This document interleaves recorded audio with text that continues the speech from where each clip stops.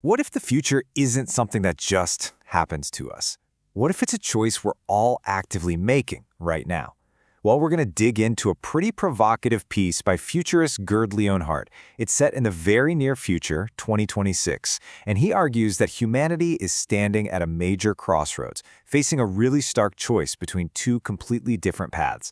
Okay, let's get into it. So the author basically frames this whole thing as a tale of two potential futures. But look, forget the flying cars and the dystopian robots for a minute. This isn't some distant sci-fi movie. This is about the fundamental principles that are going to guide us over the next few years. And this is the core conflict right here. On one side, you have what he calls the good future. You know, a future built on human values, on working together, on flourishing. But on the other side, there's the bad future, a world where it's all about raw power over purpose, technology over humanity, and just transactions over trust. And here's the kicker. The author argues we are already leaning, and pretty dangerously, towards that second one. Okay, so what does this bad future actually look like? I mean, what are we really talking about? Well, the author points to a specific blueprint that he says is being drafted right now in the United States. So let's break down the symptoms he's seeing. First up, he claims that international relations are getting stripped of all their substance. They're being boiled down to just posturing and making deals, which he says just completely undermines the very foundation of democratic cooperation. Next, he points to what he sees as a deliberate effort to weaken these really crucial global institutions. Organizations like the United Nations that were designed to keep the world stable. In his view, they're being systematically ridiculed and just hollowed out. And that leads right into this next point. The very idea of countries working together, multilateralism, is being reframed as basically pointless. And the source argues that this just creates a world where might makes right becomes the only rule in the game. And this might be the most chilling part. The author describes a scenario where truth itself becomes optional. It's no longer the shared reality we all agree on. It's just whatever the people in power say it is.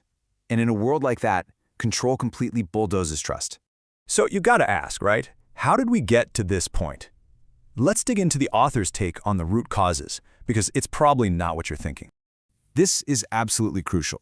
He argues that technology is not the villain here. This isn't about some evil AI or rogue algorithms taking over. Nope. The failure, he says, is a human one. It's a failure of leadership, of purpose, and of wisdom. Now this brings us to a fascinating concept the author calls mass diminishment. He predicts the biggest threat from AI isn't mass unemployment, it's the erosion of our own humanity, our purpose, our judgment, our creativity, as we start outsourcing our thinking and even our living to machines. And you can really see this playing out on the global stage. It's kind of a gridlock. The author lays out these three competing strategies. You've got the US chasing dominance at all costs. You've got China using AI to scale up state control. And then there's Europe, which he says is kind of hesitating, regulating, and falling behind. With everyone pulling in different directions, it's pretty much impossible to get any kind of shared global rules for this incredibly powerful technology.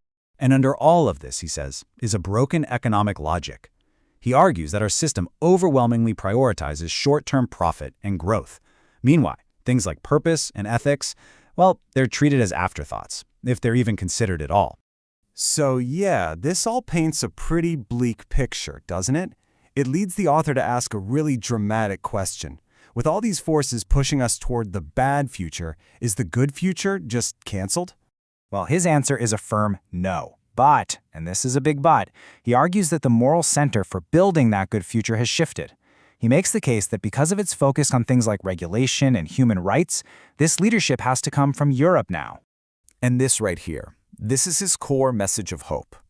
The bad future is not our destiny. It isn't inevitable. It is optional. And that's huge, because if it's a choice, that means we can actively choose a different path. We can, as he puts it, take back tomorrow. So, how do we do that? Well, the source material doesn't just diagnose the problem, it actually offers a prescription. Here's the author's 5-part strategy for how Europe can lead the way.